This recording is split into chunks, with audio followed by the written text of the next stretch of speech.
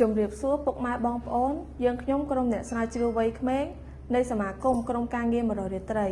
សូមអំពាវនាវដល់ជនរួមជាតិខ្មែររួបរวมសាមគ្គីក្នុងកលៈទេសៈនៃការធ្វើទុកបុកម្នេញមកលើជាតិកម្ពុជា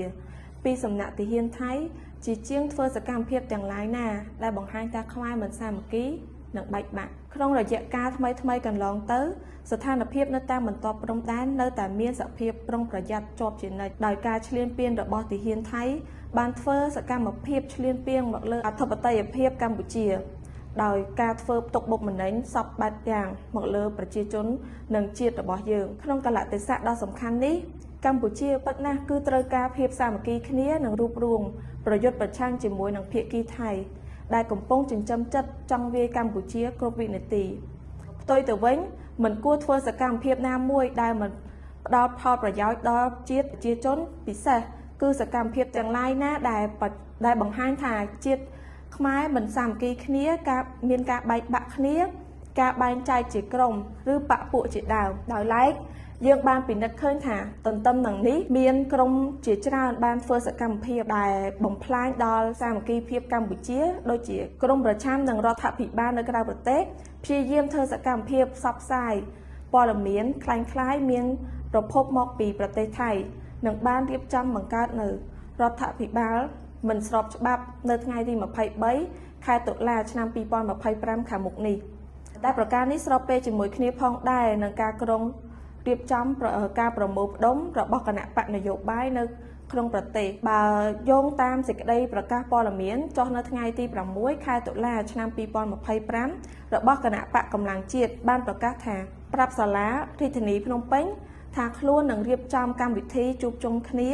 ដែលធ្វើនឹងប្រព្រឹត្តនៅទីលានប្រជាធិបតេយ្យក្រោមហេតុផលរំលឹកដល់កិច្ចព្រមព្រៀងសន្តិភាពទីក្រុងប៉ារីសថ្ងៃ23ខែតុលាឆ្នាំ1991សូមឲ្យបញ្ឈប់នៅការជួបជុំតែក្រុងនឹងធ្វើឡើងនោះដោយផ្ដល់នៅហេតុផលសំខាន់ចំនួន3ធំគឺទី1ប្រទេសកម្ពុជាកំពុងតែត្រូវបានថៃឈ្លានពានបច្ចុប្បន្ននេះសូម្បីតែកសិករកម្មករមន្ត្រីរាជការនិងពលរដ្ឋខ្មែរទាំងមូលកំពុងប្រមូលផ្ដុំកម្លាំងសាមគ្គីគ្នា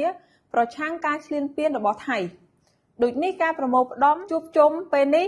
អាចនឹងធ្វើឲ្យប៉ះពាល់ស្មារតីអារម្មណ៍របស់ពលរដ្ឋខ្មែរដែលនៅតាមបន្ទាត់ព្រំដែនដែលនឹងកំពុងទប់ទល់ការឈ្លានពានរបស់ថៃ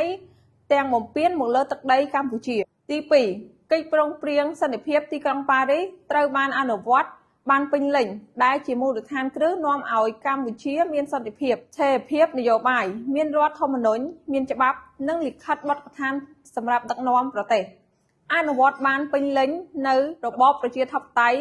សេរីពហុបកការការពារនិងគោរពសិទ្ធិមនុស្សគ្រប់មាត្រា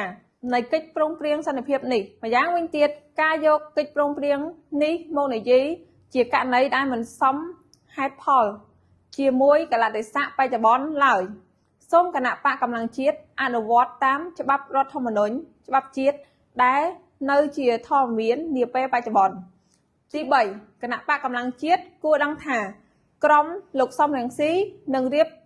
ចំបង្កើតរដ្ឋាភិបាលដែលមិនស្របច្បាប់នៅថ្ងៃទី23ដុល្លារឆ្នាំ2025ខាងមុខនេះហេតុដូចនេះគណៈបកកម្លាំងជាតិគួរស្កាត់ទោសក្រមលោកសំរងស៊ីដែលបានកំពុងបំផ្លាញស្មារតីកិច្ចព្រមព្រៀងសន្តិភាពទីក្រុងប៉ារីសត្រង់មាត្រា12ដែលបានចែងថាមានតែរាជរដ្ឋាភិបាលដែលកើតចេញពីការបោះឆ្នោតតែប៉ុណ្ណោះទើបស្របច្បាប់គណៈបកកម្លាំងជាតិគួរដឹងថាក្រមលោកសំរងស៊ីមិនត្រឹមតែកំពុងបំផ្លាញស្មារតីនៃកិច្ចព្រមព្រៀងសន្តិភាពទីក្រុងប៉ារីសនោះទេគឺកំពុងបំផ្លាញទាំងស្រុងនៃបំណងពិតនៃកិច្ចព្រមព្រៀងសន្តិភាព